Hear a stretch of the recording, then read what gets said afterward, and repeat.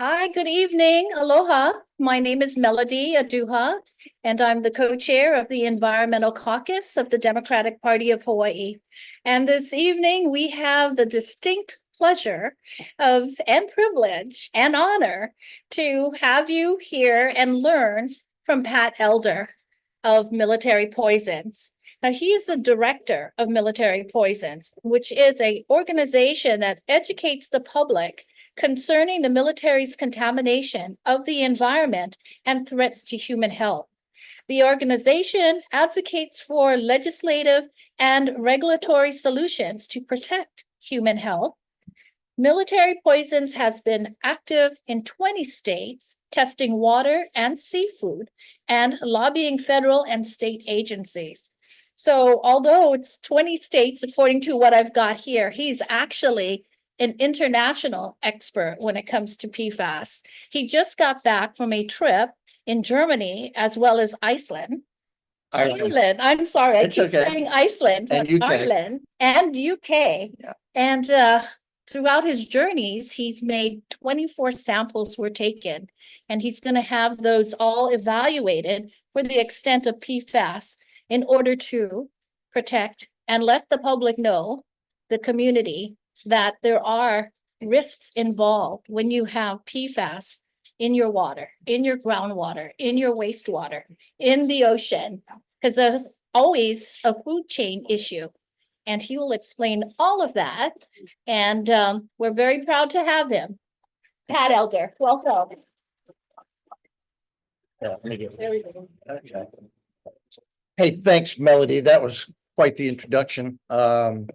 So what a beautiful place here. We're at Melody's house, and I want to thank Melody to begin with because she's just a super woman. So thank you, Melody. Wow, really. So you probably already read this slide, and I kind of want to just start with this, it's like I was walking along the yellow brick road, minding my own business, right? And the PFAS foam has been gathering on my beach for the last 15 years. We moved to this place on the Chesapeake Bay 15 years ago. Are we okay? Yes. Yeah. And the neighbors said, well, it's sea foam. It's that's what it is. And I was skeptical because I noticed that it just didn't accumulate on other beaches. I happen to live 1,800 feet across the creek. And I sampled the water using Eurofins, which is a first-rate organization, and I did two samples. The $350 sample of the water, and then the field blank for $350. Oh my God! Using all of the protocol that they give you, $700, and there was 1,850 parts per trillion of 17 different types of PFAS. And that was before I tested the foam, and they used the PFAS on the base in a firefighting pit that is about 100 feet in diameter and about 2 feet deep. And they started that in the early 80s, according to their preliminary assessment of AFFF, or aqueous film forming foam, that they published about, 6 years ago now. And that was it. And so when thank you, man. Hey, I'm in Hawaii. Is that cool or what? So I published the material, and I sent it to the Baltimore Sun and the Washington Post and all the different county newspapers. Nobody paid any attention to it. I sent it to actually a friend. His name is Tim Wheeler, and Tim Wheeler is with Bay Journal, and Bay Journal is a pretty highly regarded environmental journal, but only read by that scientific class, And so I sent it to him, and he published the materials, and he quoted the second highest person at Maryland's Department of the Environment. And Maryland's a fairly small state, so these are people that that I know, right? So the fella said that, well, if there is PFAS in the water, probably didn't come from anywhere but the nearby landfill. And that these citizen scientists, doggone it, they mean well. And but I'm skeptical about this and the methodology employed. So so then I just was not deterred, and I got in touch with Tim Whitehouse, and Tim Whitehouse is a PhD, and he is with PEER, which is Public Employees for Environmental Responsibility, and that guy is sharp as a tack. And he said, "Sure, I'll come down and help you." And so we tested water, crabs, fish, and oysters. That are this is my property. I have a couple 100 feet of sandy beach. And we found all of them to be fantastically contaminated to the point where you can't eat it. Right, major wow. So that's what brought me into it. And I realized too that I have a battle here, and that battle is trying to get the state of Maryland to take steps to protect human health. And that's where I want just finish this slide. Women who are pregnant or may become pregnant should not be consuming, let's say, largemouth bass with 94,200 parts per trillion. We've had oysters at Hog Point at the Patuxent River Naval Air Test Center in the Chesapeake Bay with over 500,000 parts per trillion. And, they just there, it was right by the, the training area for firefighting. And so I realized then that this is probably not unique, that wherever you find fire training areas, you're probably going to find, high levels. But then as I got into it, I realized too, it's a question of wastewater too. And, I tested my well and it goes down 325 feet. We have a confining aquifer, which means that, you've got the superficial aquifer and it's kind of sandy but you hit this clay, down, I think it's about 60 feet where I am. And it's just not, it's impermeable. And so when you have a well that's 300 feet down, I had no PFAS, in my water. And today I've tested the civic water as I've done here in Hawaii, and in Maryland it's way under the 4 parts per trillion. And I'll get to this. The Biden administration, to its credit, I don't compliment them too often, but they did lower the level to 4 parts per trillion for PFOS and 4 parts per trillion for PFOA. And darn it, all of the PFAS that's in the drinking water in St. Mary's County is below that level. And here in Hawaii, we tested 4 different places up near Red Hill, as close as we could get, just to make sure that this Ernie Lau character was doing his job. And we found a total of 2 parts per trillion in 55 PFAS compounds. That was the highest level. But we went back and we have 3 tests with no PFAS. So somebody's doing something right in Hawaii. And so the drinking water is not so much, my focus. Sure, you have problems if you're drinking from a well and that well is near a fire training area. We know that it could be in the thousands that way, and you have to be careful. And so what we want to see, is states across the country put together legislation to protect people, to require well testing, and maybe like some states are doing now, require, like New Hampshire, if you're going to sell your house, you got to have a PFAS well test. That's pretty cool, so they're way ahead of everybody.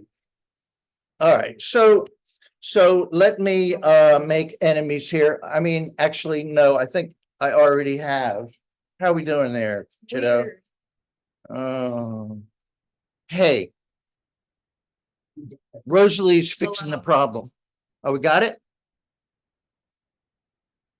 If you don't mind, I'll share it from my computer. Yeah, It's we can okay? do that, sure. Alright. So I mean, it's all good. But give us a minute, folks, Yeah. we're just having why some don't you keep troubles going here. and then I'll share it. Yeah, okay. So, I would just want to talk really briefly about the United States EPA and the Hawaii Department of Health. Yeah, this is where I already made them. I'm just going to make sure they hear this. Yeah. Yeah, right. So, I don't know, am I good? Yeah. Yeah, okay. So what we have in Hawaii and what we have across the country is, the EPA asked industry folks if they could phase out several types of PFAS. Okay, PFOS and PFOA have been voluntarily phased out by industry. As they have pretty much around the world right now. And these two compounds were used extensively, in firefighting foam.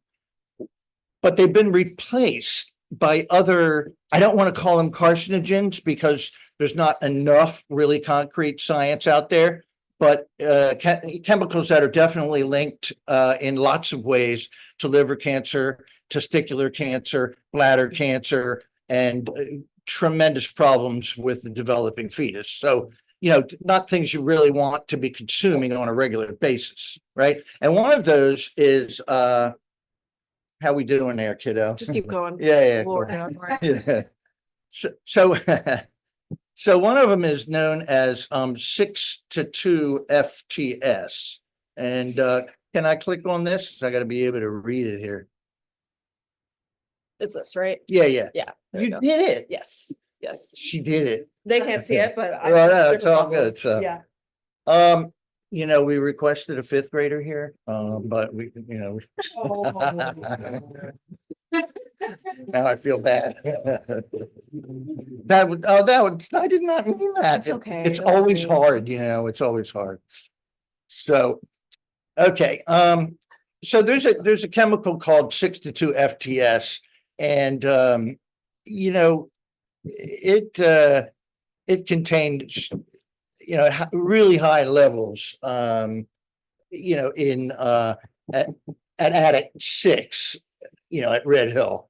And the levels for the other chemicals like PFOS and PFOA were high enough and above the 4 limit, but not not anything like the 4,700 parts per trillion of F2 6-2 FTS. Are we good? Yes. Okay, so which one do I go down on here? This one here? On my computer. Okay, cool. Next one. And then we'll get back on track. Yeah, now this slide what are we doing? So what Everybody about can this? see it there. Oh. Yeah, I'm dealing with that. So Okay, so, but the folks in the room can't see Yeah, this, we right? can do is here. Just keep going. Yeah, cool. So, I know folks out there can see what I've put together here. And this is something that we're just not seeing much of around the country. What we'll see around the country is a news story that'll say PFOS was detected at 2.9 parts per trillion, and that's under 4 parts per trillion. And so everything is fine and dandy. And it looks like there wasn't any PFOA detected at all at Attic 6. And so you can see here that there's 4,700 parts per trillion of 6-2 FTS. Do you want a chair? You sure? Okay. Yeah, she's not here.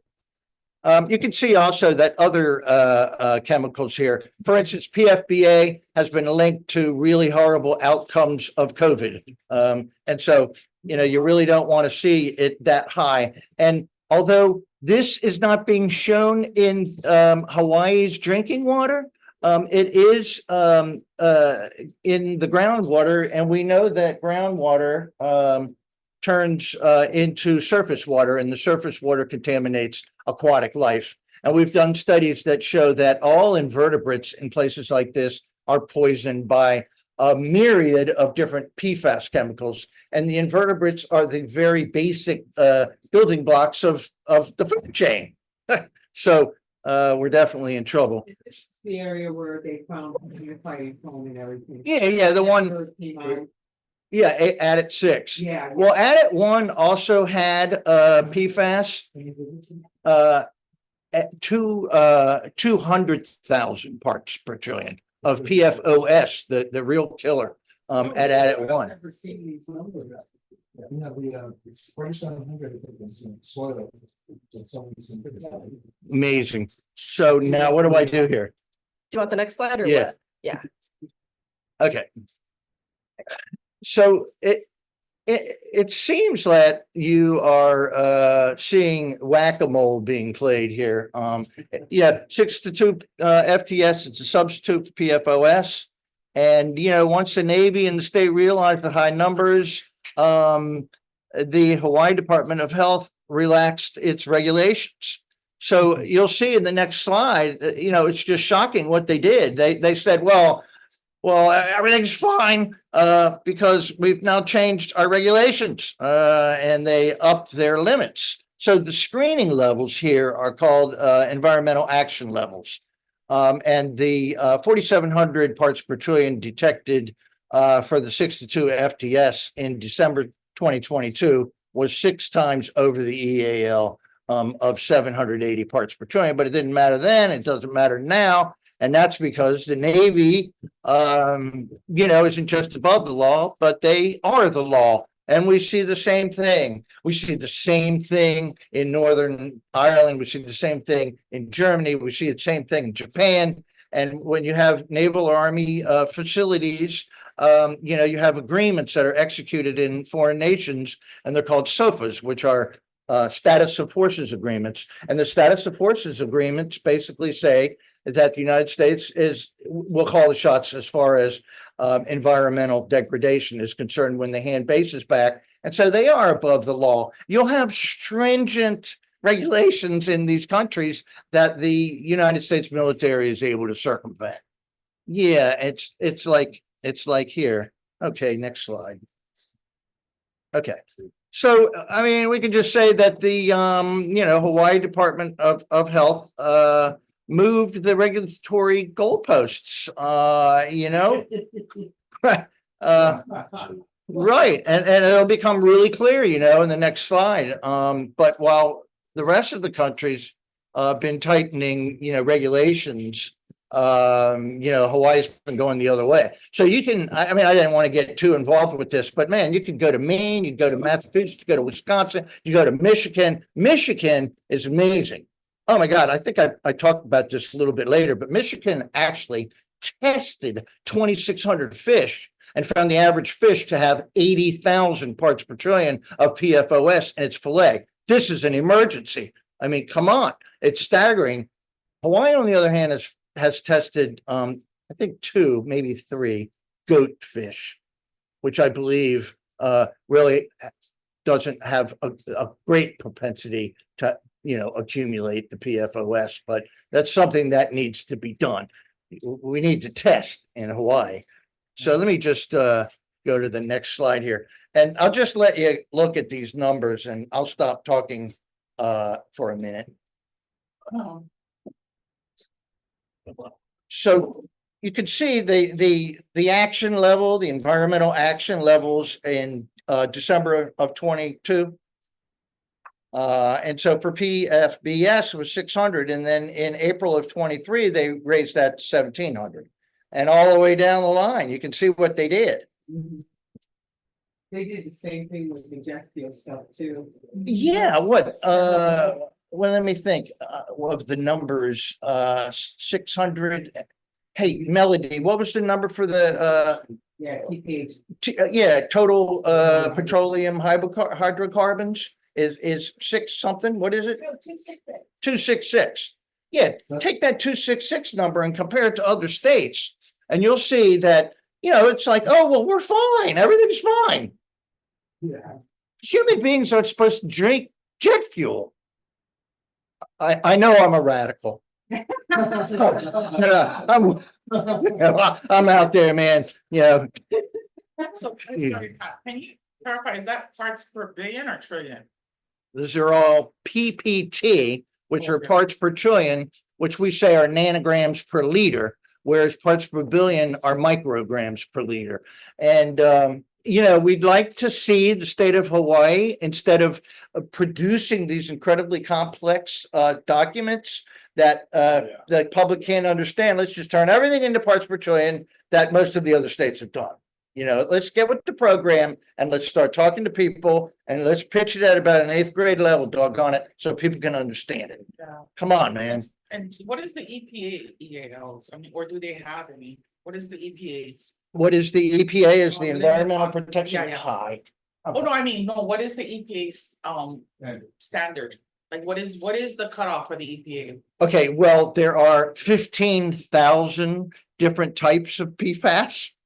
So the EPA only has a standard for 5 compounds. And for PFOS and PFOA, the standard is 4 parts per trillion. And for the PFNA, PFDA, and PFHXS, I know this is an alphabet soup, it's all 10 parts per trillion. So those are the only 5 that are actually regulated. There's a complex formula regarding Gen X, but I don't need to get into that. Gen X is a chemical that is also a replacement for PFOS. But look what they did. Oh my God, look at the 6-2 FTS. And so the last EAL here, that last column is, it shows from April of 24. Right after that, the Biden administration changed the regulations. So, actually at that same time. So look at PFOA and you'll see PFOA right there. It's 4 parts per trillion for PFOA. So it went down because it has to go down. This is the unbelievable power potentially of the United States government. It can do good things. It can actually compel states like Hawaii to lower to beef up their standards. So that's why you see some of these go back down in April of 24. So why is the PFB so much higher? Like, so why is PFB the EAL 600? And Right. you go down and it's like PFOs is 4. Yeah. What is it? What is the difference? Why Well, is it so much higher? Well, there are several reasons for that. I guess, first of all, it's the amount of science that's out there. We've known the Navy has known, since the early 1970s that PFOS makes people sick. They knew that there was a relationship between PFOS and liver problems way back then, and that stuff they were using in the firefighting foam was bioaccumulative and did sicken people and the food chain. They knew it 50 years ago. And so the microscope of the scientists has really been on the PFOS and the PFOA. Those are the 2.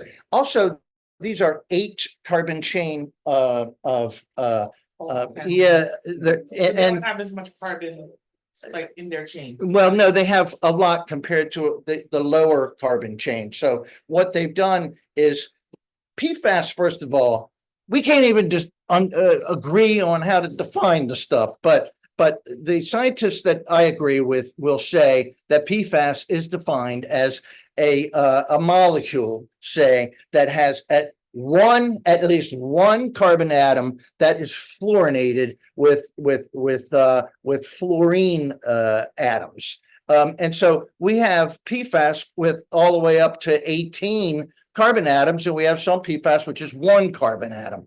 And generally, although this is not always true, golly, and this is where the science would be really handy. The higher the carbon chain, potentially the more deadly the type of PFAS. Okay, thank you. But that's a generality. Is that why those numbers are higher? Is because they don't have they have a lower carbon chain? Part of the reason also is because, you have states of like California, for instance, that says, bam, PFOS and PFOA are carcinogens. Okay. And so you have enough science for a state like that to move forward and say, look, this stuff is bad news, but it's just as bad for the PFHXS. Where are we with that? Is that here? Yeah, you see where that's that EAL, as I mentioned earlier, was changed by the feds to 10. But it's a killer. You see it in Cuneo Village too. Oh, yeah. No, man, Cuneo Village, I think I get to that. But yeah, next slide. And I know I haven't completely answered I don't know, thank that. you. I'm not a scientist. Yeah. Okay, so I mentioned this earlier too, and thank you, Rosalie. While most of the country's tightening regulations, Hawaii is relaxing standards. So we saw on that last one. So the levels for in groundwater for these chemicals, you can see them PFBS, PFBA, the entire alphabet soup have been relaxed. And we're seeing it. And in Japan, hey, I think Japan is the hope of the world. I think they're doing remarkable science. And since our visit there last year, it's just been amazing. Many municipalities now are testing their wastewater, and they're testing human blood. There's one test in Yokota where, and I don't know if I get to this a little bit later, but near Yokota Air Base, where they've tested the blood of 740 people, and over half of them have levels greater than 20 parts per billion in their blood. And this is an area that's very close to the United States Air Force Base in Tama, in the heart of Tokyo. I mean, you should see the photo of the runway with all the houses and everything around. It's like Futenma or in Okinawa. It's just really horrible. And we think that it's mostly from the air and from the drinking water that's contaminated, and from people, even though they're in Tokyo, they grow vegetables and they use groundwater to do it. And so if you grow a tomato or a strawberry like that, two fruits that we know darn well, really suck up PFAS, you're in trouble. And so the National Academies of Sciences says that if you have more than 20 parts per trillion of 7 different types of PFAS, you're in trouble. And you should be screened right away for a whole host of cancers. And the Japanese government has yet to do that. So what we see is different prefectures in Japan are really on the case, even more so than the United States, where they're actually spending public dollars to test blood and wastewater.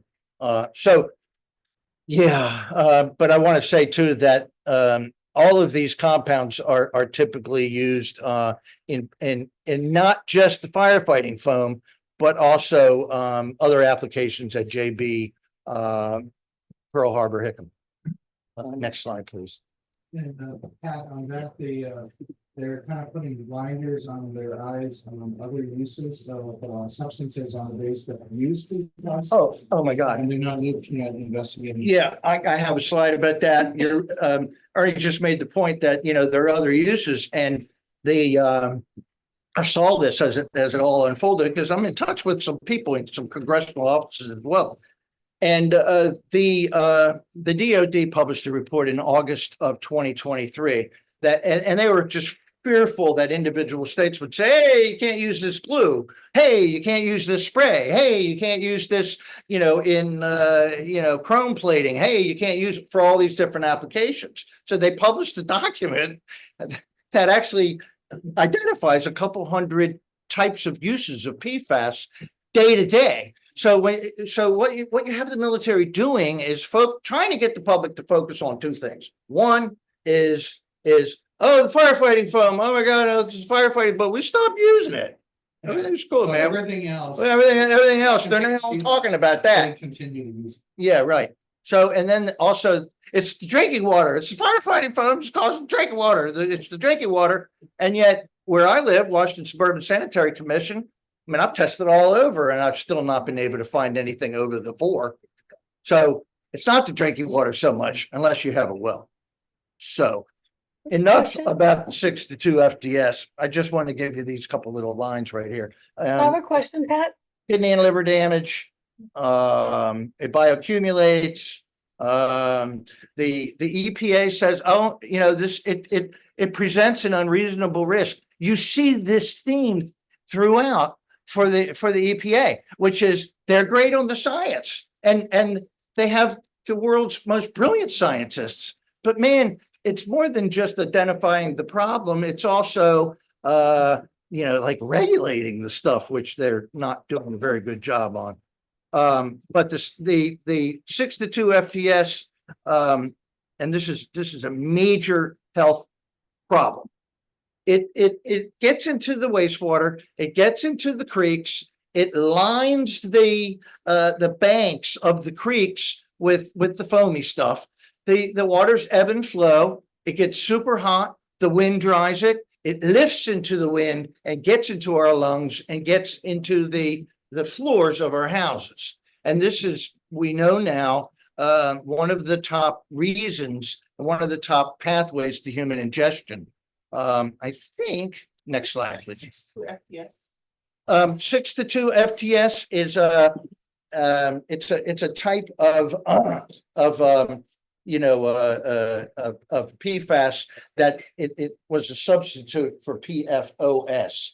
And they found it that it would put out a fire, so that the military would light these giant mushroom cloud fires, and they put it out with PFOS, and they find they could put it out with 6 to 2 FTS a few seconds. It might take a few seconds longer, but it was still extremely effective. And it's also used quite a bit in chrome plating, which I will get to that in a couple minutes. But yeah, it's a substitute,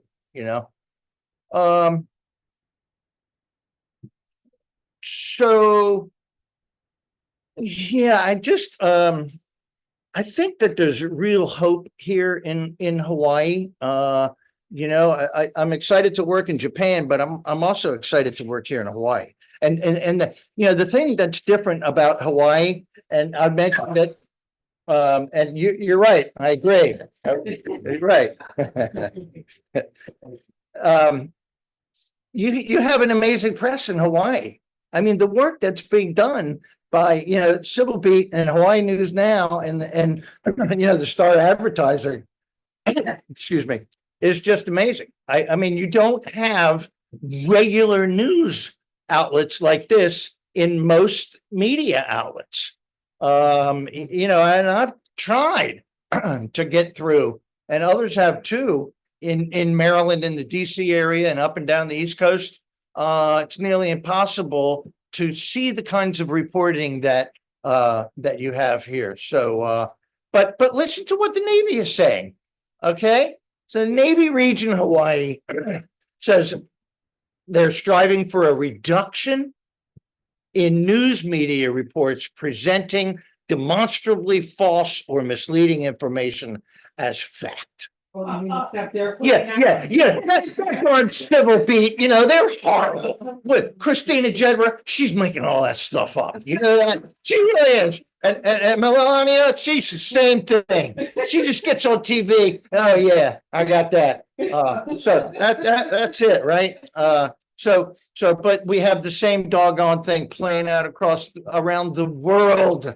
It's the same game. It's a propaganda warfare. It's propaganda warfare. You're so lucky to have Ernie. So, right, the Navy's undermining the vestiges of a free press in Hawaii and around the world. I mean, darn it. Next slide. Too bad they keep sending their documents though to the press and Right. Well, I love the story about 2 or 3 months ago with Christina, where she actually got a press release that we were like, oh, well, we didn't mean to send that. Yeah, that was a great one. Yeah, send it. So I love that. But yeah, and then Christina also wrote a story about, FOIAs. And we have a FOIA, Alan and Melody and I have collaborated on a FOIA for Schofield, the wastewater treatment plant. And what they do there is they take PFAS contaminated waters from 5 Army bases, and it goes into a privately owned wastewater treatment plant. Oh my God, what are we doing? And then they don't drink it, but they spray it all over the agricultural fields. And of course, the stuff leaches into the groundwater. And that's what we think how Cunha Village, got contaminated. And the folks at Cunha, I saw it on the website of the Department of Health, tried to cause as much of a fuss as I could, gave it to, the press and they ran with it. And DOH said, well, if those Cunha people have a problem, they can get water filters. You wouldn't see this anywhere else. It's just they're obstinate. So anyhow, so this is an interesting slide here. Question? Biosolids. Yeah, they call them biosolids. Yeah, we like calling them sludge. It sounds better. Sludge, yeah. You know, they also dump it into Lake Wilton. And guess what? That goes into our streams and ends up in my neck of the woods. For a long time. Yeah. Yeah. And they stock it with trout for the keiki to go over. Yeah. Fish, That's what Donovan wants. All right. It's not the water park, yeah. they start doing. So, I've been battling these guys for a while. I wrote a book on military recruiting about 7 years ago. And, I worked, with others across the country, trying to get information through FOIAs on mandatory military testing throughout the country. And I worked with Kyle. What's Kyle's last name? Yeah, how you say it? Kajihiro? Yeah, I worked with Kyle back in 2003, 2004 on ASVAB testing. And what they were doing is going to poor schools, frankly, not so much race-based stuff, but, and then telling the kids they had to take a military aptitude test. And then they would use the results from the aptitude test to try to recruit the kids. Like, hey, dude, you did real good on the batteries, so we got a job for you. And so I worked with Kyle on that. And but he's just great. And it got me into understanding how unique Hawaii is, because we worked for 7 or 8 years in Maryland in order to get legislation passed that would protect students from this predatory practice. We took forever, in the same in New Hampshire, and in Hawaii, Kyle got it done, man. So I realized you got something unique here. I think it might have something to do with your ugly colonial past. Yeah. Melanie was interested in having something they asked me to Harvard. The PFAS, the commanders addressing, the new commanders addressing. So I'm on the advisory board now with 12 other people. And it was God's will. I called very good friend of mine. They got me. And it's telling me, so what are you up to? And I told him about that because he's still really into that kind of stuff, right? He lives in Omni, Big Omni. He goes, you're not gonna believe this. I was that guy in the tunnel filling, right there when they were filling the firefight. The whole entire, so I'm going over it. And his brother, he's checking with his brother because he worked alongside of him over in Pearl Harbor, it's the same thing. And I'm doing an affidavit to the effect. Good. Yeah, right in Pearl Harbor. Unbelievable. So I'm getting it, and they're both living, and one of them was a friend of mine, and they're both really good friends of mine. So, I know that they just want to be saying these things, like this told me. Right. That- Just document this is what everything. it was, and I go, you gotta be kidding. He goes, oh no, that was what they did. And, it was just as a matter of fact for that, they weren't talking about, the outcome, of what it could have happened. But because they were just saying it happened. And I'm like, oh, wow, this is, Document it. yeah. Yeah. So So- people online, they would even say. Yeah, but if you can speak even quieter, I mean, so sorry, even louder. But I anyway, just want to keep it under, right now, I'm gonna use this as leverage right. for later on, because the commander's new over there. And he's laughing, and he was eyeballing me the entire time. Right. I'm wondering if, it's what I have to say. And they asked me, well, what was your bio, your background? And I kind of let the cat out of the bag about all the things that I address. So, Environment, including the Monterey Bay, sanctuary. I was working without the net on. When I was a kid, I would be cleaning before Lord, on. don't get me going about Fort Ord. Hey, Susan and Martha, can you hear? I can hear everything. It's just that I'm waiting for a chance to ask a question. Oh, okay. Well then, why don't you ask it? Okay, well, it's just that I know that most of this is focused on the subject that we've been dealing with most immediately here in Hawaii, having to do with military bases. But as you pointed out, none of that is new. It's just new as to how soon it's coming to people's attention. And the little four initial nasty words, PFAS, PFOS, P everything. Those are all things we're beginning to know. However, there are many things besides military firefighting foam and who knows what else that produce those elements. And they have been in our system, as you've mentioned, for, well, I don't know how many years, but certainly well over 50, possibly 75 or more. So it seems to me there's a couple of issues. Number one, we know they're also a side product, production of microchips and all sorts of computer-oriented things, which are now a big thrust of the Democratic Party to build plants because we want our microchips made in America and not in China. Nobody's bothered to check out what kind of waste product those plants are going to produce. And if they do, we just don't talk about it. They've been in the system. Therefore, chances are all of us have a certain degree of these forever chemicals in our blood. Pick the four letters you want, but they're there.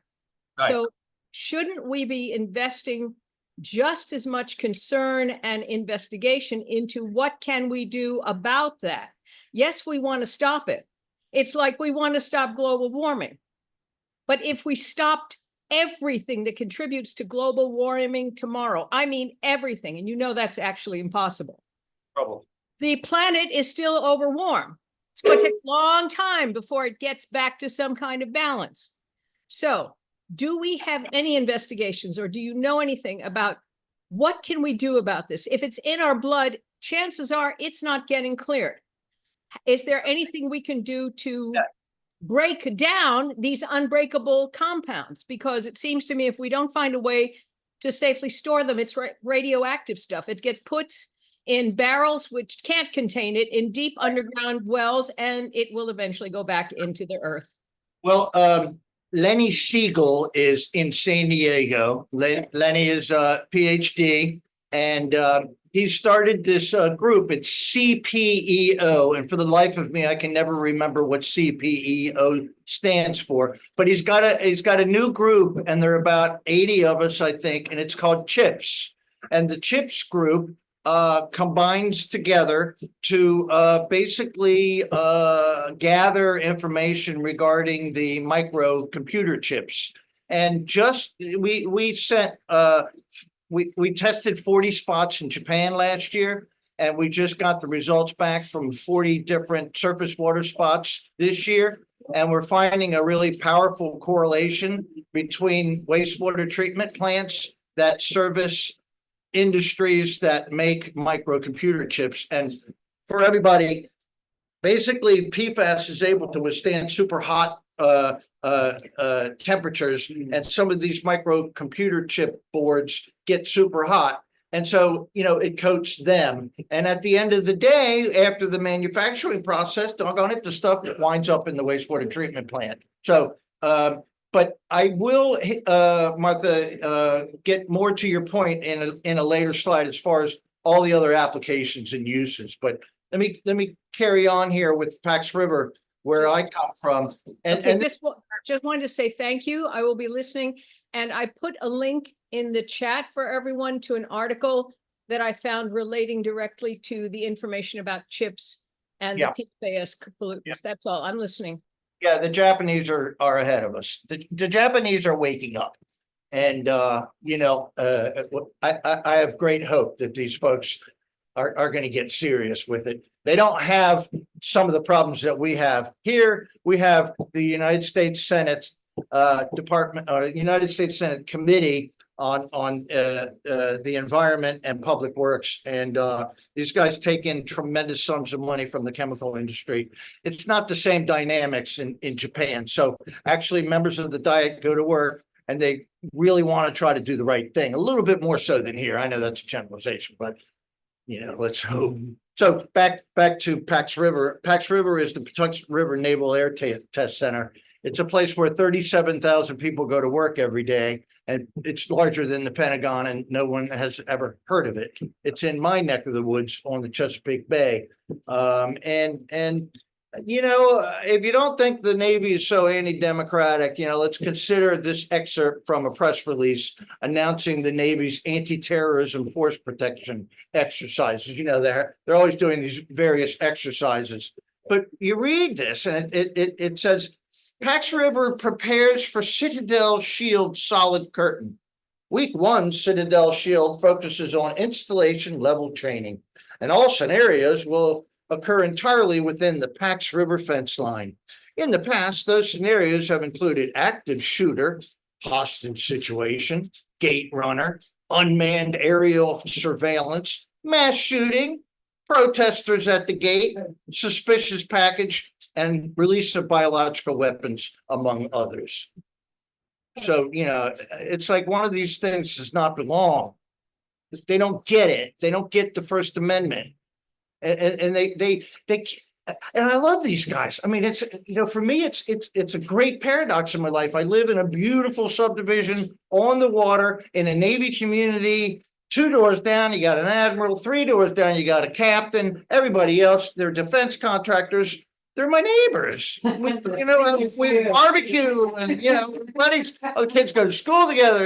We're all with soccer and kids, grandchildren playing t-ball. Man, like regular good people. But it's like, so what do you do? Oh, I do missile trajectory systems, and I make 200 and some thousand a year, and I don't know. It's you just have to.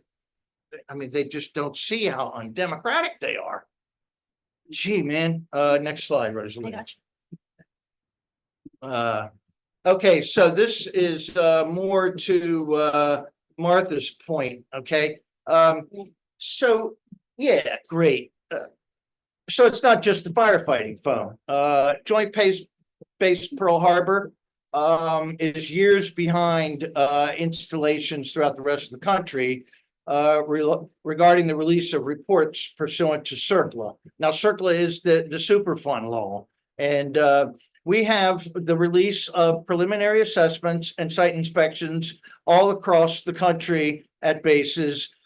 We still don't have one for Joint Base Pearl Harbor. Heck, we got a preliminary assessment. A preliminary assessment is like, okay, we're going to go look at the PFAS, okay? And so it's like kicking the tires, but we don't have any analytical results. So, but the point here too, it's not just about firefighting foam. We just saw a bevy of 16 reports done by the Army, and on 8 bases in the Army, and I get to this, they completely said there's no PFAS. We're not going to look any further. The other 8 bases, they only look really at the AFFF and not the other applications. But look at the picture here. You've got, you've got tape made with PFAS. You've got sprays and glues and foams used with PFAS, and all of this goes into the waste stream.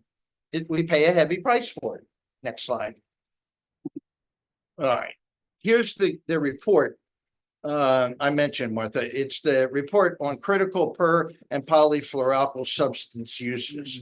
And, this was from last year, and it's really quite compelling because they actually mention all of the names of all the manufacturers, which was surprising to me that they would do that. But yeah, but they're basically telling us that they're not going to change their behavior. That's what you got. So. And I think importantly, this is beyond AFFF. This is not AFFF. This is way beyond. Way beyond that. And one of the major applications is what's Aaron Brockovich? Remember that movie, Aaron Brockovich? Well, they were dealing with hexavalent chromium, which is chromium 6 And so chromium-6 is an amazing material because you can take a regular piece of metal piping and you can dip it literally into a whirlpool, it looks like, like a hot tub, into a solution of hexavalent chromium. And it coats it with chrome, which then can withstand incredibly hot temperatures you might encounter in a jet engine. The problem is that it is deadly, especially the fumes. So people are wearing all these masks and they're still sometimes breathing in the fumes. So they literally pour PFAS solution. Well, the ability of PFAS to snuff out one of those like mushroom cloud types of petroleum fires is the same principle. It kind of creates an envelope, a blanket that snuffs it out. And so you pour huge amounts of PFAS into the chrome plating facilities, and it causes a blanket of sorts to make the hexavalent chromium not become, a deadly aerosol. But it's used daily, and then it's replenished, and so that goes into the waste stream, and we have evidence of it going directly into surface water. Sometimes it goes directly into the grasses outside of a work facility, and sometimes it goes into wastewater treatment plants, but it's not treated. And, the PFAS is just problematic. So, I like Einstein here. We know some things, but we don't know a hell of a lot. Well, we just don't. So we don't have a site inspection for Joint Base Pearl Harbor Hickam. We don't know data. We don't know what's in the soil or the subsurface soil or the sediment or the surface water or the groundwater or the air. We don't know because they're not telling us. And so, yeah, it's we got to question everything. And we need to get these folks to begin to give us some data. So next slide, if you would there, Rosalie. Thank you. So this is disconcerting as well. And no, I'm not a conspiracy theorist, but so often you click on things like you just Google something, right? Joint Base Pearl Harbor Hickam PFAS site inspection, and you click on it and the site can't be reached. These sites are down all the time. Yeah. They're down. Yeah, come back later. Right. So it's just so upsetting. I mean, human health is on the line, and this is what they're doing. There's chrome plating in Pearl Harbor. Chrome plating everywhere. But the state of Hawaii is not that chrome plating. So if you have a 47-4 and you want them to chrome bunker. Oh yeah, no. It's a Texas. Yeah. So you can't do it in private, but Right. But it's a double standard. Yeah. They can do it. I don't get that. Right. And I love how they just mentioned it. They didn't give you any detail. So that was immediately my target. Yeah, that's a great example.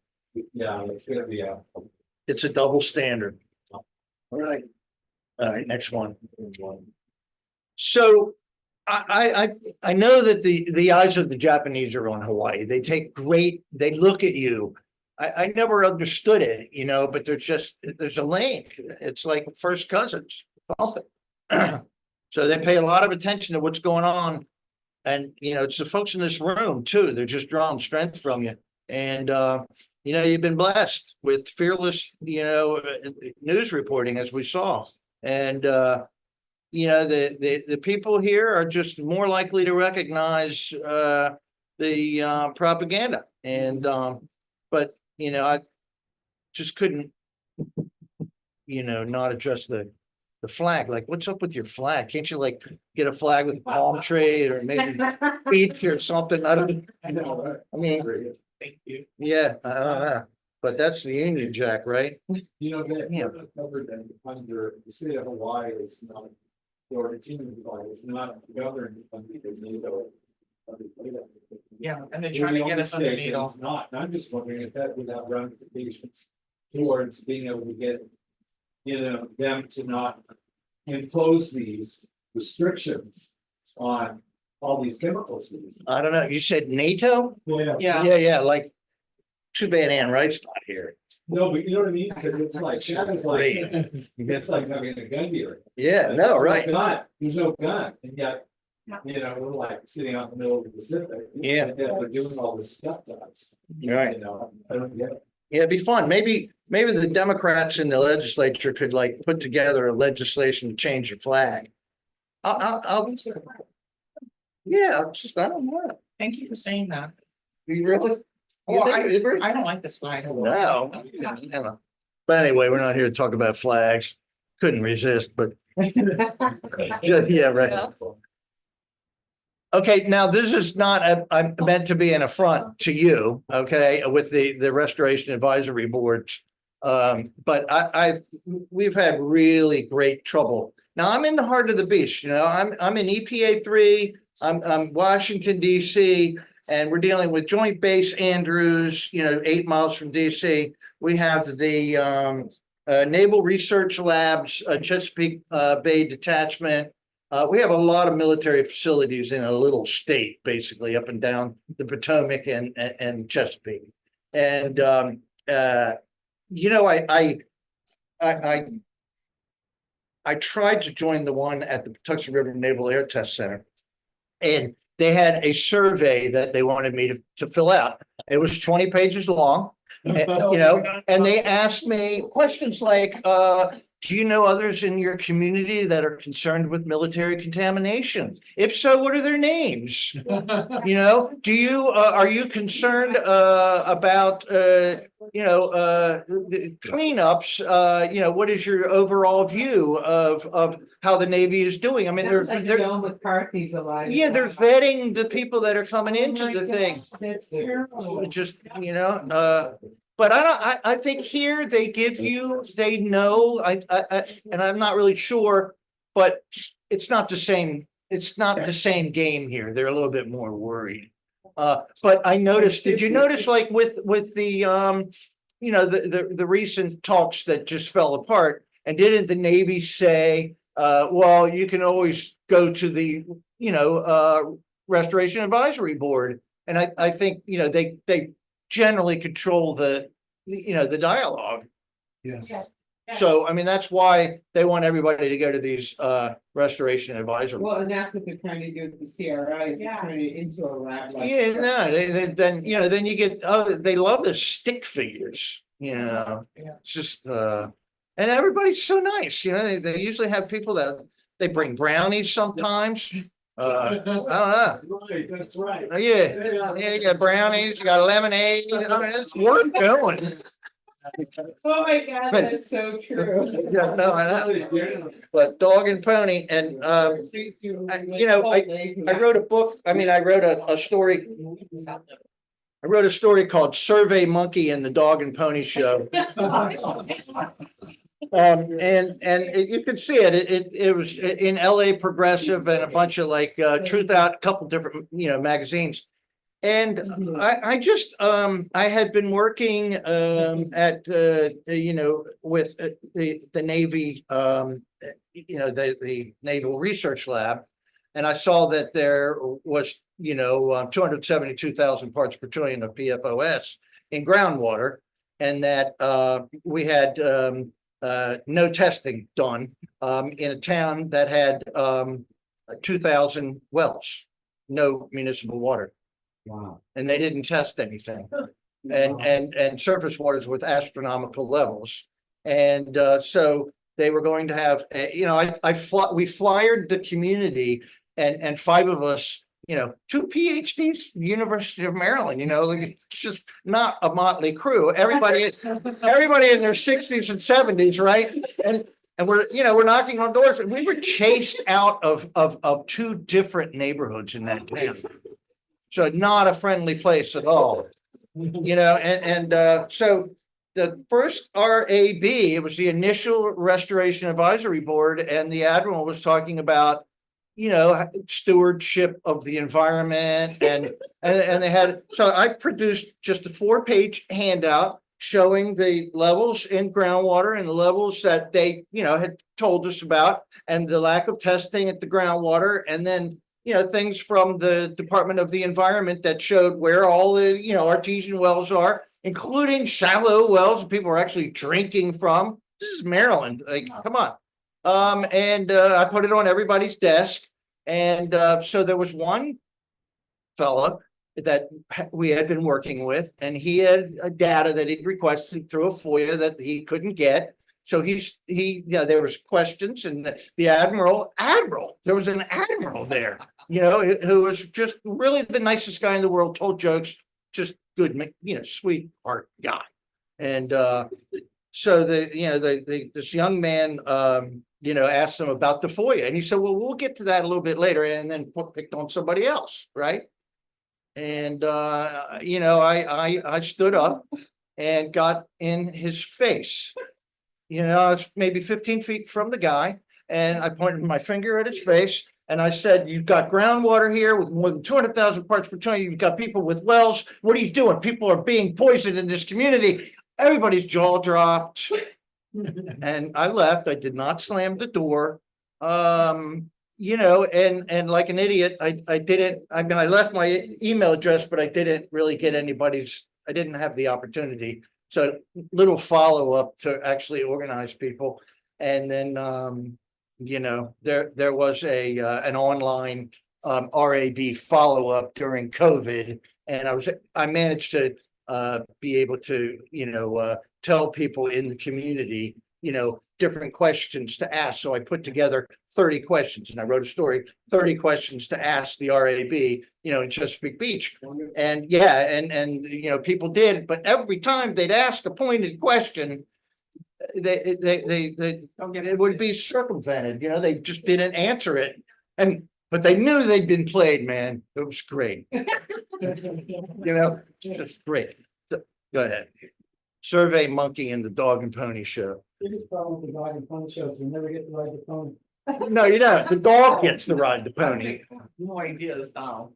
But Or the protest. language they use and when I first started with Ernie, Yes. and he would tell me, oh, this is how they talk. Yeah, And then when we really started getting under the hood, and especially the last few years, yeah. and I know you guys, Melody, Leilani, it's like they say a lot of words and they say absolutely nothing. It's scary. I got it. And you see We people live like, in this "Look at that." community as well. We live right here with you. We're part of the community. We are stewards of the environment, and we cherish the earth. Does that sound like it? Yeah. Yeah, that's about it, huh? Yeah. Our families are here too. They drink the same water. We care. Yeah, we care. Oh, man. And So- they're gone in 2 years. Right. Well, that's the other thing too. And they're always talking about being, part of the community and everything, but you'll notice, when you really are from the community, and your parents and your grandparents, your great parents like me, they'll put their kids in the school, but they're gone in 2 or 3 years. They'll be a soccer coach, but then they're gone. And they just move them around. But let I me, am now. yeah, kind of like, I wouldn't say. Yeah, that's it. So back to the screen here, folks. So this is an environmental crime. I just wanted to make sure you were aware of Addit 1, which Christina got the information on Addit 1. And there's a 5,000 gallon leak of PFOS containing 200,000 parts per trillion. And the floor of the pump house there, not more than a mile from Pearl Harbor, is pretty porous. And so that's a death spot right there. The PFOS can travel 20 miles in water. So but the ground as well, and the soil and the air and the dust are all liable to be pretty darn contaminated. So, yeah, I think the Navy kept it a secret as long as they could, but yeah. And another thing is I wasn't able to get that report, and all that was released was the PFOS numbers of 200,000 parts per trillion. And Christina was not at liberty to give me that information. But if there's 200,000 parts per trillion of PFOS, you're gonna have similar numbers, man, of PFHXS, PFDA, maybe less for PFNA, PFEPEA. All of them, you know, are gonna be elevated. That's just the nature of the beast. But next slide, please. Do we have another slide? Do I have another? Oh, yeah. Okay. Here we are. Everybody, we good? Yeah. Okay. So this is the preliminary assessment and I just want to address the psychology of these guys, because if you can understand it here in Hawaii, you'll understand it everywhere around the earth. And this is a major part of it. It's a little nuanced. But you know, I went through the preliminary assessment and just picked out a couple spots. Okay, look at this here. Looks like I have a quote mark in the beginning of it, but not at the end. But anyway, biouptake is considered an incomplete pathway for most current and future on-site receptors because no agricultural or hunting activities occur at the sites, and occupational workers and construction workers are not expected to eat produce or animals obtained from these sites. This is the Navy talking to you, and they're basically saying, hey, you know, we have completely annihilated Mother Earth. We have made it unsuitable forever, and it will murder people forever. But it's an incomplete pathway. In other words, it's not going to make anybody sick. Don't worry, be happy. But how about 1,000 years from now? And how about deer? Or how about the dust? And how about fish? And how, you know, it's just we can't let them do this. But you know, it's beginning to change. My question was to her about the Navy representative. A little louder, I think, The right? Navy representative was on the speaker, Yeah. and she was sweet, you know, really nice. Can we get you minutes? But she said, oh, what we've done is we put up no fishing signs around the harbor, around ADAC one. Well, we saw one yesterday. Where were we yesterday, Melody? But my question to her immediately after that, did you notify the state of Hawaii, the Fish and Game, so they could put that in data? But that area is a no fishing zone. Because you could be in that water area legally not within the Navy's, you know, Right, area fishing where it's downstream. Yeah. You know, right. like affected. There's just so much work to be done. She was speechless. She didn't know what I was talking about. Right. You got to test fish. Next slide, please. But it's not only the fish within Pearl Harbor, but because Pearl Harbor is connected to the ocean, just outside of Pearl Harbor. Are areas where people fish and eat. Right, exactly. Yeah, right there. Ever be. Oh, where was it? Eva Beach. Oh, yeah. Eva Beach and Sand Island. We've got photos. We tested both of them. You've got more than 120 parts per trillion draining into the ocean, and people are fishing. No, plenty local people with skips, you know, right, old guys, they've been doing it all their life. Yeah. You know? Just a quick note on bioaccumulation tendencies of PFOS. PFOS is the baddie. And we know that PFOS, whatever the level is in the water, will bioaccumulate in fish at between 200-300 times up to 2,000 times. So if you have 5 parts per trillion of PFOS in your water, many species of fish are liable to have 1,000 or 2,000 times that. You know, they're trying to keep the drinking water at 4 parts per trillion. And yet we have fish, and I mentioned in Michigan, where, you know, they tested 2,600 fish and the average had 80,000. So I'm almost done, folks. You mean in the next generation of fish? Is that what you're saying? Well, what happens is detritus, the the fish poop on the bottom of the sediment, Uh-huh, it is, waste, the waste, yeah, but it's DETRIUS. and they eat that, is that what? Some fish do, if you have a fish, like a little goldfish in Piscataway Creek in Maryland with 460,000 parts per trillion. That fish dies and becomes part of the sediment. That fish also swims out and is eaten by larger fish. So some fish eat vegetables that are contaminated from other living matter that's filled with PFAS. It doesn't go away. Yeah. That's the problem. It doesn't go away. It's at the bottom. Yeah, it's at the bottom and just becomes part, so. Yeah. Well, the standards of the shellfish that are covered by, Right, the crabs and. oysters. Well, they used to be oysters at Pearl Harbor, but they all died. For some reason. And we used to be oysters right here. Yeah, I bet. Plenty. Yeah, we still have plenty of oysters in the Chesapeake, but they're all contaminated. But the state has not recognized it. So, back up, looking at the slide here, so the Navy, went into the, site inspection plans, but they decided not to, pay any attention to landfills, so they cut landfills all out of it. They're not looking at PFAS in landfills.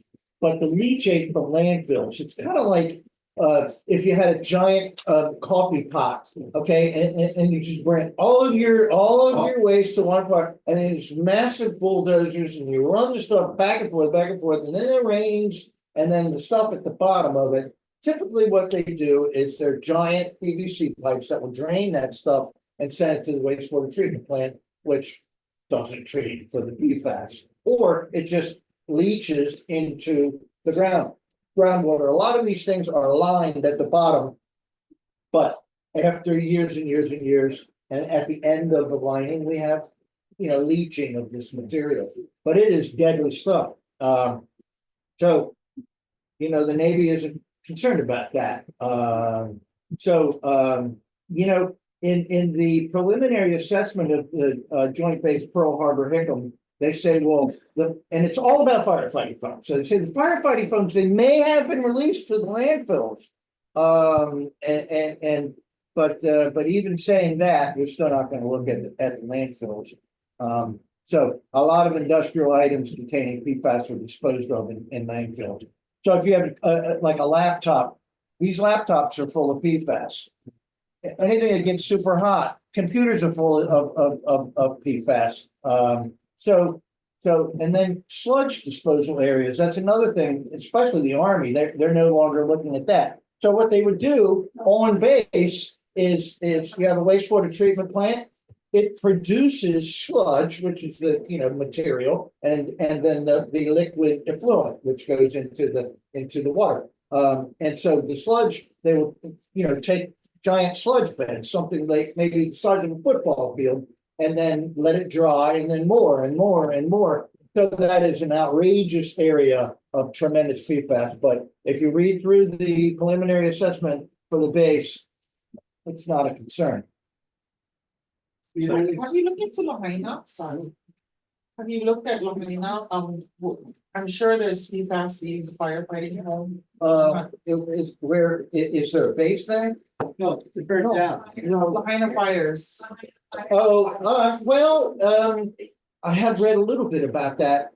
Typically, the fire foams or the fire spray that they'll use for like forest fires and fires of that nature are what we call type A fire extinguishing versus type B. Type B are the super hot petroleum fires that are really, really tough to put out. So you don't put PFAS, which is a lot expensive foam, on a typical house fire or a forest fire. So that's not it. Otherwise, we'd have a real problem out west, especially like in California right now. Right. Oh my God. How a lobbyist help that. To Kind of cool drinking beer. I'm giving it.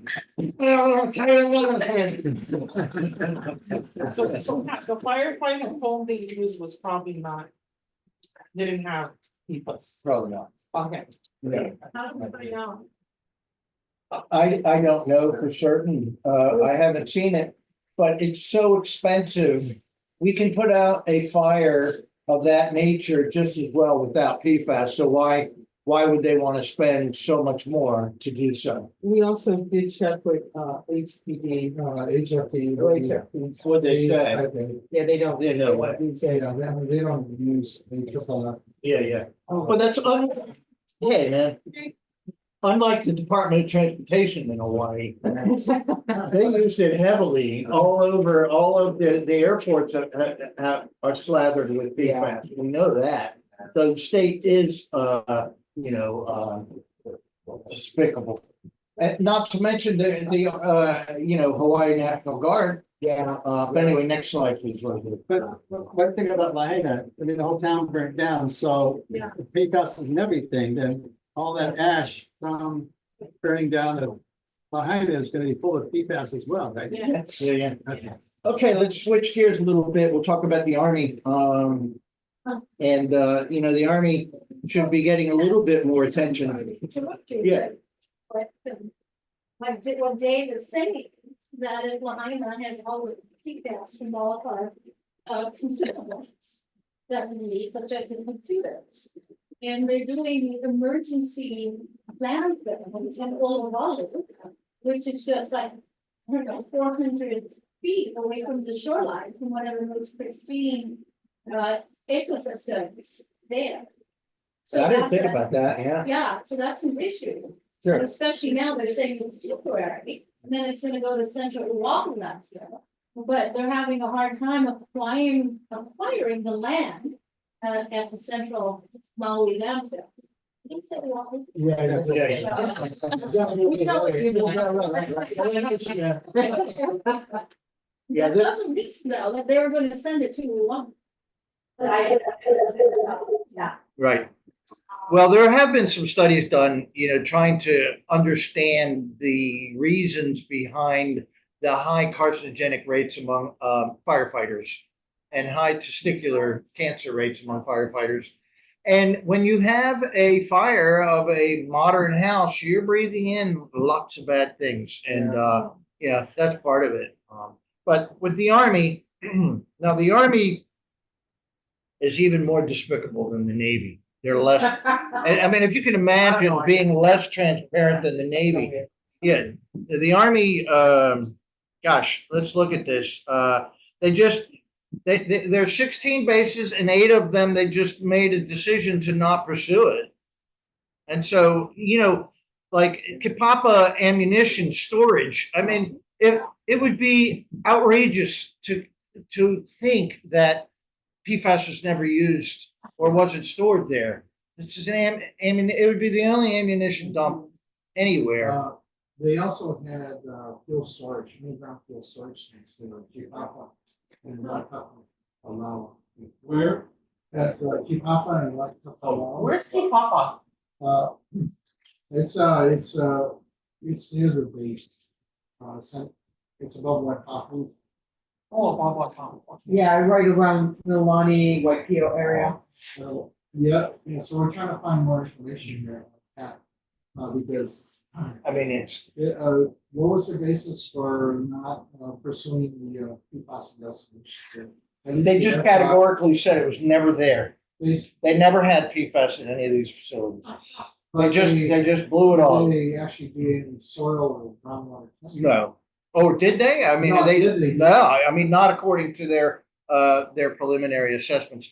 See, Congress lays out the process for the CERCLA or Superfund process. Now, there are, dependent upon the chart and dependent upon the branch, between 8 to 12 or 13 different steps in the CERCLA process. The first one is the preliminary assessment, like what I said earlier, when they kind of like kick the tires, and they see where they think it would be. Well, overhead suppression systems, sludge beds, things like that. So with Joint Base Pearl Harbor Hickam, they're only at level 1. Then you have site inspections, then you have remediation steps and other steps They are looking at I think a work plan for Red Hill for PFAS investigation, Right, for a remedial investigation, RI work plan. yeah. At least at Red Hill, but they're limiting it to specific locations. And they're not looking at the whole facility itself. Well, aren't they jumping ahead? I mean, if they're in the remediation process, what about the site inspection? Yeah, so we're trying to understand what they're. Right, they're just jumping ahead. Yeah. So, yeah, notice Cunha Field Station too, boy. You know, they just said there's no PFAS there. So I don't believe them. Next slide, please. Just make sure. I you love put the this flowers before. she wears. What am I supposed to do now? And Good then job. We gotta click the mouse. And then click the Yes, mouse? yes. There we go. There we go. Thank you, Rosie. Hey, man, she got it to work, you know? Come on, yeah. So, I think one area that's pretty vulnerable for these folks is the Hawaii National Guard because that's under your governor, you know, and so you can see, I mean, you know, the Army is despicable. They say that you know, PFAS use you know, they didn't track it, so they don't have any history of it because they considered it to be benign. So they didn't keep records. What the hell? But they did know. We have records of knowing that they did know. 3M knew back in the 60s how deadly this stuff was. So they're just lying to us. So, right. Hawaii officials allow the Army to shirk their responsibilities. Yeah. And the Army National Guard is an organized state militia force. It serves under the president and the governor. And so I think they're vulnerable here. You know, just to go after them a little bit on this one. Like, let's go. Next slide, please. So, this. I Okay. didn't have to do that. You know, yeah, no, are we good? Yeah. So, you know, I just, you know, I wanted to pick out Major General Evans because he's the top Army official. And you know, if this guy, you know, if we're at the you know, department store and we're in line, you know, and I'm in front of him in line, well, then he's behind me in line. You know, he's in a civilian place and he has no stature. He's only important inside of that fenced area, right? You know, and it should be more transparent, but this guy is king. He's the king. He runs everything. That's the way the military works. So I just wanted to look at, you know, waste disposal at Dillingham and how do you say it? Helamano? Yeah. So the preliminary assessment, it has a discussion of the sewer system. And they say, yeah, there might be PFAS there. But they eliminate the possibility of PFAS being discarded at the former sewage treatment plant. You know, but they say there couldn't be any PFAS there because there was no way that we could send the firefighting foam there. We didn't do that. But, you know, we saw the slide earlier with all of the different chemicals and all of the different applications every day, the chromoplating, everything else, but they're not addressing that. So, you know, in theory, this guy is subjected to civilian control, but in practice, there is no civilian control. And so that gets to discussions of the deep state. Let's talk about the deep state. Next slide, please. Next slide. Well, these guys are just pawns. They're just pawns, man. They're doing what they're told. All they're doing is repeating what they're told them about. But Pat, Right, that's it. you know, Schofield, all of that, they're right next to Wheeler Air Force Base. Oh, yeah. And so it's very disingenuous. I've been on the helicopters there. So you're telling me you've never had a fire at Wheeler Air Force Base and never used PFAS? Or practice with it. Or practice, well, that's the biggie. Yeah. Practice is, yeah. And probably they did, and probably they did either bi-weekly or monthly. And they probably have a fire training area. And have you ever used Google Maps? Like I was talking to Melody about the little yellow man. Yeah. She didn't know about the little yellow man. How many here know about the little yellow man? 2, that's all. Very important. So you can go to Google Maps and rather than the map, you go to the satellite image, right? And then if you click at the bottom right on the little yellow man, and everything will turn, all the roads that have public access turn blue. So if you want to see an area and want to know how close you can get to test it, you go where the blue is and you can drive up, you know, right. And you can park your car and you go, okay, I should be able to walk about 300 yards and there should be a pit there or something, right? I mean, that's how we do it. Right. So, but another thing you can do is you can go to, what's the name of the airport, Melody, that is down there near is it near Sand Island? Is it or Eva Beach? What's the- Yeah, that's it. Yeah. How, Kalilo. Kalilo. Yeah, that place. That's actually Hawaiian land. These, Right, and they're back in the payments. right. Well, that's where the Department of Transportation used tremendous amount. But you can Google Earth that and look down and see a very clear fire training pit. Pretty cool. Wow. Yeah. Why should go after that? Oh, man. Do it. So, Big time. Cunha, so I told you the story a little bit. You know, I was on the Department of Hawaii's website and saw outrageous numbers of PFAS in the drinking water. You know, just tried to call as much as a fuss as I could, you know. I sent all of them at DOH, you know, my report to say, hey, you know, love to hear from you. No, man.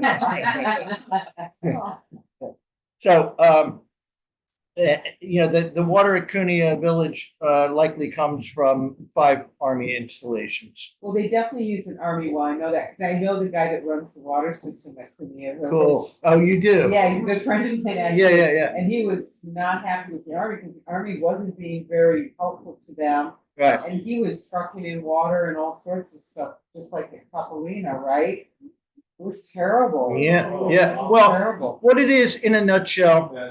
is Schofield, privately owned wastewater treatment Yeah. plant takes, you know, the wastewater from 5 different Army, you know, bases, and then they sell the water basically as irrigation, and they spray it all over everything.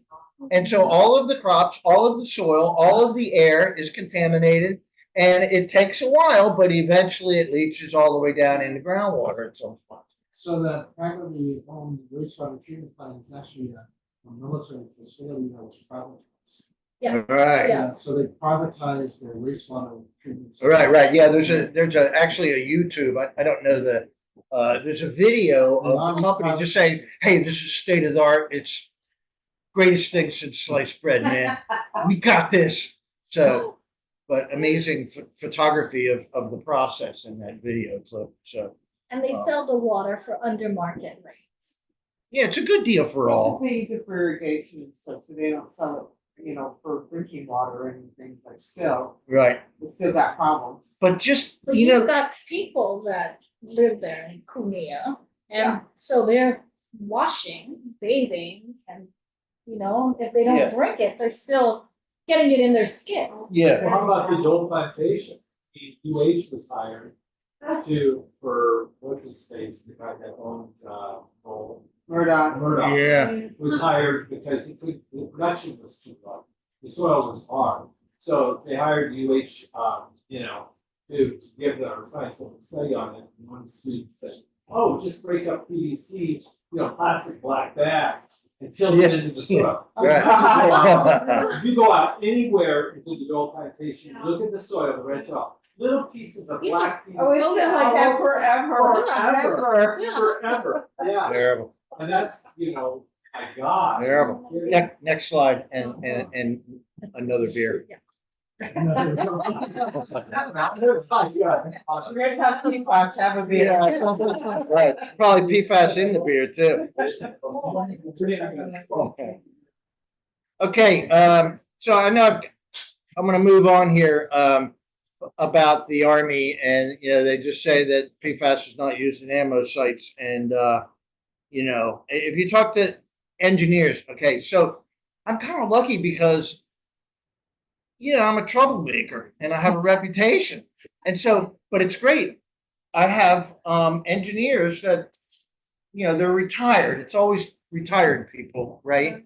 That will contact me and give me information. It's wonderful, and then you just have to, convince them that you're not going to use their name if they don't want to, but it's just, hey, take a look at this. They send you a PDF, read page 114. You go, damn, there's a lot of that. So, but What's the white Kakaloa? Sorry. well, It's Waiakakaloa? right near Kipapa. It's up in the Mililani, Oh, okay, Waikio it's in area. there. Yeah. So Kipapa Yeah. Gulch is like right between Waikio and Mililani, as you're heading north on Command Mount. And there's a screen. Yeah. Beautiful area. But yeah, so that's a source of information, engineers, with the companies that produce the preliminary assessments and site inspections. Yeah. They know what's going on. Oh, yeah. Yeah, and they're not in the chain of command.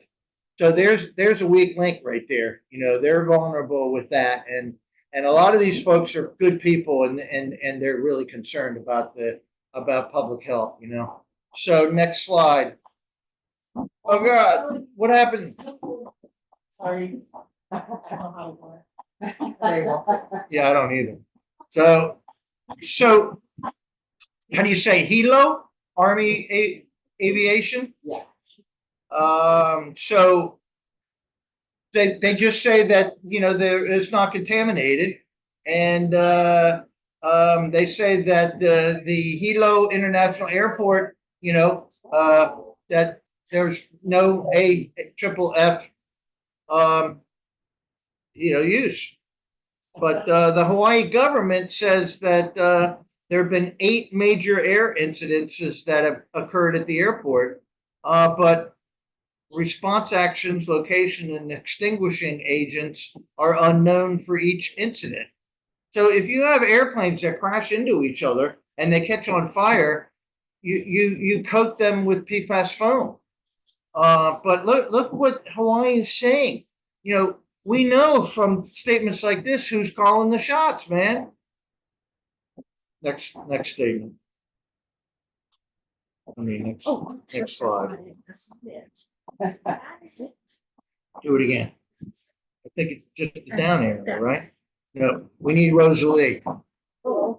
Rosalie left and everything just went to hell. The airplanes. Wait a minute. These airports are the cause when they crash or whatever. Forward of that. What and causes then the flames and why they go in. Yeah. Right, Yeah, to contain that. So with electrical airplanes, the future of the electrical airplanes, Hawaiian Airlines is already on board with this whole electric airplane. yeah, To Hawaii. yeah, Would yeah. that help a situation? God. Clueless. I mean, I don't know. It's beyond my pay grade. Yeah. So the Army, back to them, they're still looking at 8 bases, and this is something that you might want to concentrate a little bit on. And you can see the 8 bases here. And all you have to do is just Google, really Wheeler Army Airfield preliminary assessment or site inspection in order to be able to pick it up. And then my advice is to, without knowing much, you can just Google terms within the document. You can look for surface water. You can look for AFFF. You can look for foam, or you can look for, just different words, and then course through the document to begin to familiarize yourself with the terminology. So it's helpful.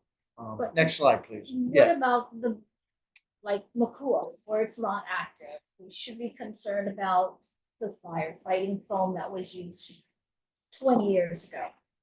Absolutely. I don't have that mentioned at all. Not on this slide. Makua, Yeah, is it Army? yeah. Yeah. Yeah. I mean, I saw 16 and that wasn't one of So them, how so. long does this, the circular report, how long before it comes out? Like, after they do all the steps? Well, all of the steps have never been completed, and that's the thing about PFAS. It's farcical, you know. The idea behind the circular process is maybe we're dealing with trichloroethylene, maybe we're dealing with vinyl chloride, maybe we're dealing with benzene. These are different animals. PFAS lasts forever, and we can't clean it up. We don't know what to do with it, and so just idea of like different steps in a circle process that winds up with something crystal clear and perfectly clean and wonderful and fine and dandy is absurd. It's just ridiculous. So it goes on forever and ever. And as we've seen here in Hawaii, you're stuck at level 1 in the circle process, and the wheels just spin. So I would say we're in trouble, and this is my last slide, thank God. Hey, cheers. So what do we got? So I tested the foam. I tested the foam 5 times. Listen to this story. This is nuts, man.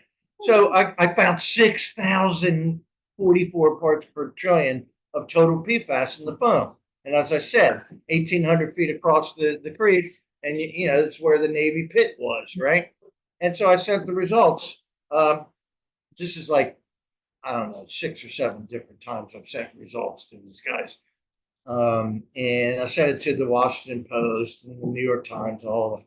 And but a Japanese TV station saw my press report and came out to my house south of Washington because they had seen foam in Japan at similar levels and went, damn, from a Navy base.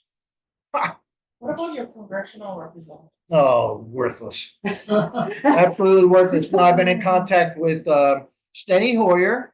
He's the 5th Congressional District Maryland representative. He's a ripe old age of 82. He's in his 46th freaking term. 46th term? No, 46 years, 23 terms. I ran against him in 2018. I ran against him. I got 1.3% of the vote. I attended 5 town halls, and Steny never showed up in any of them. He got 72% of the vote. The Republican got the other percentages. I was the only third-party candidate, and I took the opportunity to talk about weapons testing, and what got me into the race was just the idea that Steny Hoyer, went to a celebration of, a military base in Maryland at Indian Head, where NAMO, a Norwegian firm, was brought into Maryland to test their ship-to-ship missiles down the gut of the Potomac River. So the Potomac River is 2 miles wide, pretty straight for about 11 miles. And so NAMO goes there. See, NAMO is a Norwegian firm, and they had big problems in Norway because, they're really protective of their fjords and, the cadmium and all of the chemicals from the bombs. They didn't want them there anymore because it was poisoning their fish. So they do that in the Potomac River, where I hear it 5 days a week. They don't test on Saturday and Sunday. And you can just hear this boom, and you can hear, your eardrum boom. And oystermen have dredged up missile parts regularly. And so I ran against them on that issue. And so every time there was a a town hall, I was like, hey, they're and then people would stand up and say, you're making all that stuff up. You heard it? If it was as bad as you say it is, we know about it by So yeah. It's so sad, Common Dreams. Yeah, Common Dreams good. It's good outlet. Truth Out's good outlet. Yeah. But all of that is basically entertainment. There's a crowd. You all are a little different. You know, you're in the front lines here. You have an opportunity to actually make change. You know, too much of this is entertaining, you know, it's human health, is, you know, in the balance. So that's it. That's all I got. You've been Democracy Now. Democracy Now, you have it on there. Yeah. Thank you. Turn it off. Hey, what about the people, what about, Susan and Martha, Patty, you know, you want to say anything? Susan, They always do. Hey, guys, Yeah. do you have any questions? I have a Can we hear question. you? yeah, Susan has one. Yeah, can you hear Susan? me? Can you hear me? Wait a minute. How do we do No? that? What happened? She unmuted herself. Where, did Rosalie leave? Yeah. Yeah. I hope she wasn't upset when I insulted her. No. Oh, you- no. Okay, good. No. The fifth Can you hear grader. me? No, she's probably just like, oh, this is a daddy old man. Yeah, right. You're right. So there, you got Okay, there me. you go. So we're even. Susan, go ahead. Thank you. I feel better. Go ahead, Susan. Susan? Can you hear me? Okay, so I have a question. Guayava Road in Pearl City, was down from the Hawaii Army National Guard facility, and they had used AFF there. And so they were testing private wells in this one area, and there are 11. And they only could get permission to test 7, so they're just giving up. I mean, because it's on private property. What is the Army's responsibility to like really get to all the wells, or can they just give up like that? Well, when you say Army responsibility in Hawaii, they don't have any responsibility. But I'm telling you, with the wells, I've seen it. I think it was Tyndall Air Base in Florida, and then and then another one in California, Tustin Air Base, where it's clear to see they play games with well testing. PFAS goes into the ground; it sinks into the ground, and so they will give you data at 12 feet down, the superficial aquifer, and they'll find that there isn't any PFAS, or they'll give you really low numbers, and they'll have a chart of data, and then they'll show something at 220 feet down, and it'll show really minuscule levels, but they're not reporting the sweet spot at 70 or 80 feet down, where you might find, 1,000 parts per trillion. And so, they own the narrative, man. They own it. Navy does the same thing. The Navy does the same thing here. Yeah, they're playing it. Well, they did the same thing at 6. We don't even know how deep some of that stuff is. Yeah. We don't know, right, Ernie? Yeah. Yeah. Yeah, and they covered it up with asphalt and concrete. Yeah. Right. Pretty fast Right. too. Real fast. Yeah. Yeah. And at 6, they say they took 3,000 cubic feet out of there of soil. That's a- 3,000 cubic feet is a little bit bigger than my backyard. Where is this? At 6? At Red Hill. Ed Red Hill. Yeah. But they lost When they- 1,300 gallons of HFO concentrate. Right. And the concentrate's just 3% of the whole 100%. So huge number. Thanks for that, Susan. Yeah, they did, like within a week. Anything else, you guys? Patty? Well, this is a health containment. That was their excuse. Yeah, I know. Okay. You have to mute Yeah. or unmute. Are we good? Patty wants to say something. Patty, what do you got? You're good. She's good. Oh, okay. Okay. Okay, well, let's turn it off. Thank you. so Every- much. Everybody go away. Yeah, work it out. Oh, yeah. well, Could I get a picture and with Oh, Dorothy? yeah. Sure. Yeah. Let's get a picture of the three of you guys. Thank you so much, Mark. Yeah, man, I live for this. So that phone I've seen. Stop. You have. Yeah, when I was little. Yeah. especially. Oh, wow. Yeah, that long ago. Yeah. Did you get it? Okay. Really? You saw it that long ago, but you didn't know. I didn't know. You know. Fishing and eating the fish Yeah. at Pearl Harbor. Thank you, guys. Thank you.